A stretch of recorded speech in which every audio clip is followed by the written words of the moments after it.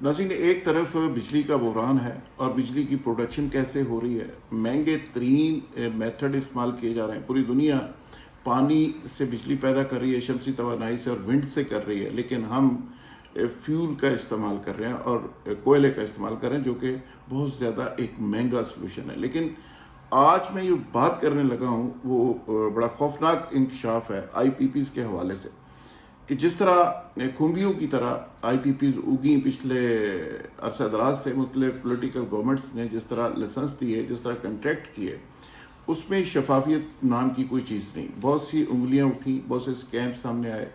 जरदारी साहब को मिस्टर 10% कहा गया, राजा परवेज शेख साहब को राजा रेंडल का नाम दिया गया, लेकिन इसके बिल्कुल ही बरक्स कुछ फैक्ट्स मेरे सामने आए हैं।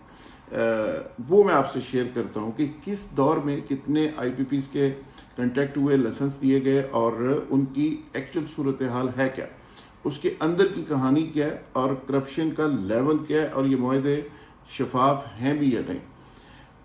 IPPs की अगर हम बात करें तो पाकिस्तान के अंदर 216 IPPs कंपनी जो दस्तावेज़ात के अंदर शो होती हैं, जो आप सर्च करें तो आपको उसके जो फैक्ट्स हैं वो सामने आ जाएंगे। 216 कंपनीज हैं IPPs, 15 इसमें गैर मुल्की चीफ एग्जीक्यूटिव्स और गैर मुल्की एड्रेस के ऊपर बनाई गई हैं। यानी 15 कंपनीज ऐसी हैं जो गैर मुल्की एड्रेसेस पे और गैर मुल्की बशिंदों या चीफ एग्जीक्यूटिव्स के नाम पे या उनके रेफरेंस पे बनाई गई, जिसमें लाहौर में 7 हैं, इस्लामाबाद में 7 हैं और कराची में 1 है। ये 15 वो हैं जो इंटरनेशनल कंपनीज कहलवा सकती हैं। बाकी तमाम की तमाम जो IPPs कंपनीज हैं वो पाकिस्तानी एड्रेसेस पे हैं और पाकिस्तानी बशिंदों के नाम पे हैं। अच्छा, उसमें एक बड़ी अजीबोगरीब चीज़ सामने आई है कि कई एड्रेसेस मशकूक हैं और कई लोग मशकूक हैं। फ्रंट के ऊपर कुछ है, बैक के ऊपर कुछ है, और कई जगह पे रहायशों के एड्रेस दिए गए, रहायश गाहों के एड्रेस दिए गए, और कई जगह पे एक एक कमरे का दफ्तर है और उसका एड्रेस दिया गया। अब जब इसको प्रूव किया जा रहा है और देखा जा रहा है तो अजीबोगरीब हकाइक सामने आ रहे हैं और बड़े खौफनाक हकाइक सामने आ रहे हैं। इसका मतलब यह है कि इनके कंट्रैक्ट के अंदर भी शफाफियत नहीं थी और बाकी चीज़ों के अंदर भी गड़बड़ की गई है। और जिस तरह खाना पूरी करके, जिस तरह फाइलें बना के, फाइलों का पेट भर के, जिस तरह इमरजेंसी में जिसका तुक्का लगा, जिसका ताल्लुक था, जिसका जो लिंक था, उसने माल गनीमत की तरह लूटा और सरकार से एक ऐसा मुआहदा किया, किक बैक्स दिया और वहाँ से पैसे लेने शुरू कर दिए। इस तरह की सिचुएशन है। और दूसरा सबसे बड़ा मामला वो ये है कि ये तवील और मुद्दती मुआहदे हैं, जिसमें 34 साल से लेके 60 साल तक, ये 2059 तक ये कंपनियों के मुआहदे जाएंगे, फिर जाके ये हमारी जान छूटेगी। अगर आज भी हम जान छुड़वाने की कोशिश करें तो ये इतनी देर लगेगी। ये इतने तवील मुद्दत हैं कि जिसका मैं थोड़ी सी तफसील आपको बता देता हूँ।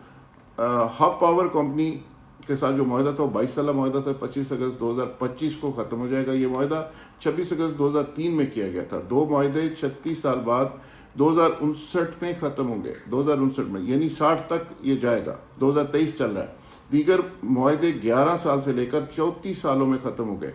दीगर तफसीलात के मुताबिक 11 साल बाद 2034 में 11 कंपनियों के साथ मुआहदे ख़त्म होंगे। 12 साल बाद 2035 में 9 कंपनियों के साथ, इसी तरह 16 साल बाद 2039 में 23 कंपनियों के साथ, और 17 साल बाद 2040 में 11 कंपनियों के साथ, और इसी तरह 20 साल बाद 2043 में 11 कंपनियों के साथ मुआहदे ख़त्म हो गए। 21 साल बाद 2044 में 16 कंपनीज के साथ, और 22 साल बाद 2045 में 23 कंपनियों के साथ, और 23 साल बाद 2046 में 11 कंपनियों के साथ। इसी तरह 24 साल बाद 2047 में 12 कंपनियों के साथ, और इस तरह 25 साल बाद 2048 में 15 कंपनियों के साथ, और 26 साल बाद 2049 में 9 कंपनीज के साथ मुआहदे ख़त्म हो गए। 27 साल बाद 2050 में 9 कंपनीज के साथ, और 30 साल बाद 2053 में 1 कंपनी के साथ, और 34 साल बाद 2057 में 1 कंपनी के साथ मुआहदा ख़त्म होगा,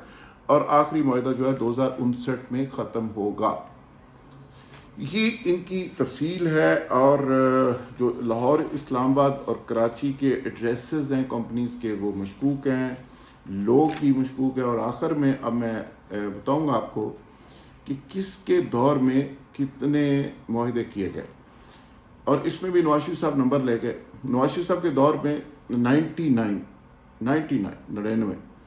معاہدے کیے گئے، عمران خان کے دور میں 29 کیے گئے، راجہ پرویز جس کو راجہ رینٹل کے نام سے مشہور کیا گیا، راجہ پرویز اشرف صاحب جو آج کل سپیکر ہے، اس بیچارے کے دور میں صرف 10 معاہدے ہوئے، شہباز شریف صاحب کے دور میں 6، شاہد خاقان عباسی کے دور میں 18، جمالی صاحب ظفر اللہ خان جمالی سابق پرائم منسٹر کے دور میں 5، شوکت عزیز کے دور میں 21، اور یوسف رضا گیلانی کے دور میں 27 ہوئے۔ چوری شجاعت حسین کے دور میں 1 معاہدہ کیا گیا۔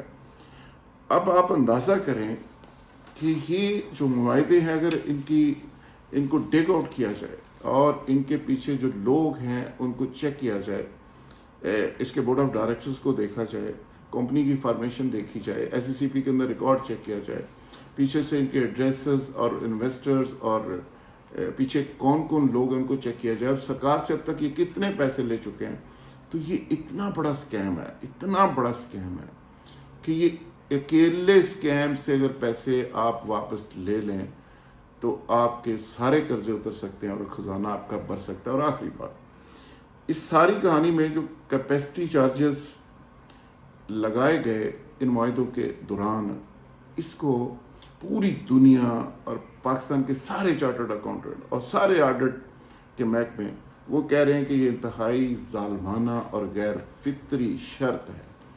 اور ایسی شرطیں کیوں لگائی جاتی ہیں، کون لگاتا ہے؟ آپ سمجھ ہی گئے ہوں گے کہ وہ لوگ لگاتے ہیں جو کک بیکس لیتے ہیں، جو خزانے سے پیسے لے کے تقسیم کرتے ہیں، ان کو پرواہ نہیں ہوتی، وہ کہتے ہیں چلو سرکار دا پیسہ ساڑا کی مسئلہ ہے، تو وہ ایسی کڑی شرائط لگا کے کسی کو نوازتے ہیں اور اس میں سے خود بھی پیسے لیتے ہیں۔